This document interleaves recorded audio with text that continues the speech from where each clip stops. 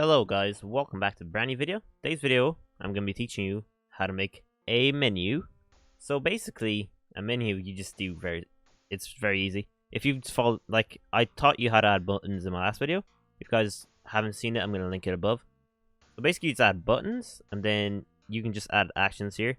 So you just drag in the canvas with the main menu script in there, and I'll show you the main menu script in case you guys are struggling.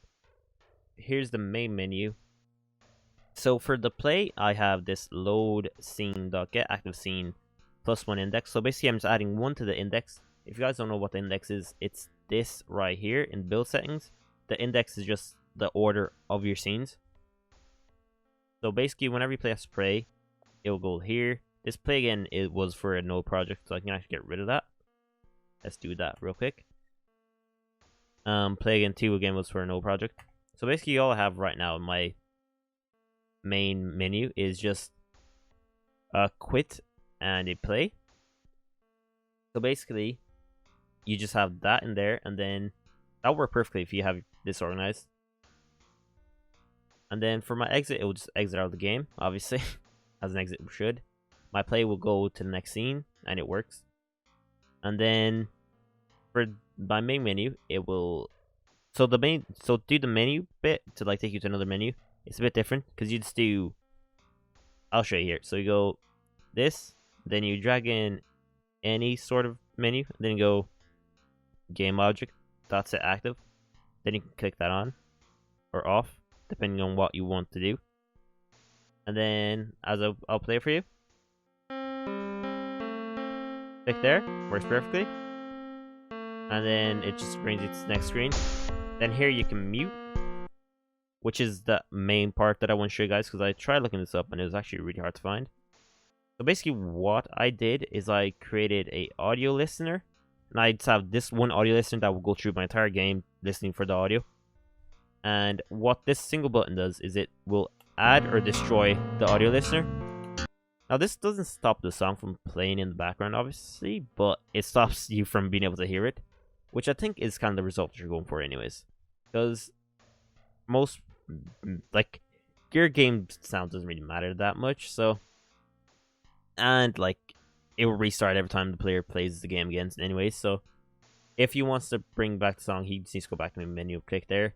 Or you can have it be like a drop-down menu type thing, using this menu function that I showed you guys here. And just have it be at the top right of your screen, or top left. Probably the top right, it's better. But yeah, so you click here, and then you go play, works perfectly, and then this audio manager uses that to listen out for the music. And I'll show you the script real quick, because again, it was hard to find. So here I have a don't destroy script. Let's search that up, don't destroy. So here, literally all it does is don't destroy .this game object, so it won't destroy it, it will carry it through to all the scenes on load, so like it just carry them through. And then I have another one on my main menu called audio. That doesn't matter, like I saw that public so I could see what was happening while I was writing the script. So we can actually take that out. So if you guys want, you can just copy this down real quick. So I did gameObject.listen int.gameObject. Actually, I don't even need this here because I did it a different way. So just delete that. And delete this too. So we're lowering the amount of scripts I actually need here. And then delete that too. So basically all we need is these, like 7-8 lines of script.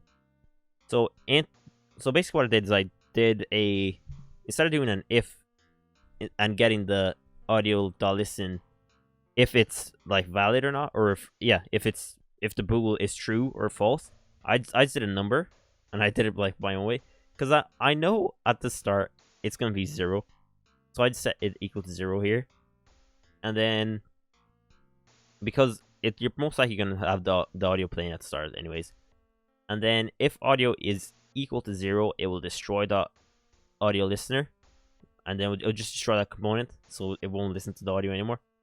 And then down here, it will set the num equal to 1. And then because num equal to 1, it won't access this script. So it'll go else, and then it'll go here, and then it'll add it in again if you click on the button again. So yeah, that's basically it. Nice short video for you guys. Hopefully this will help you guys out on like muting all your audio like for every scene. Because again, I was seeing like 20-30 minute videos for this one little thing. So maybe that is required, but I'm not going to sit through that big of a video. So yeah, hope you guys did enjoy. Hope this does help you out. And have a nice day.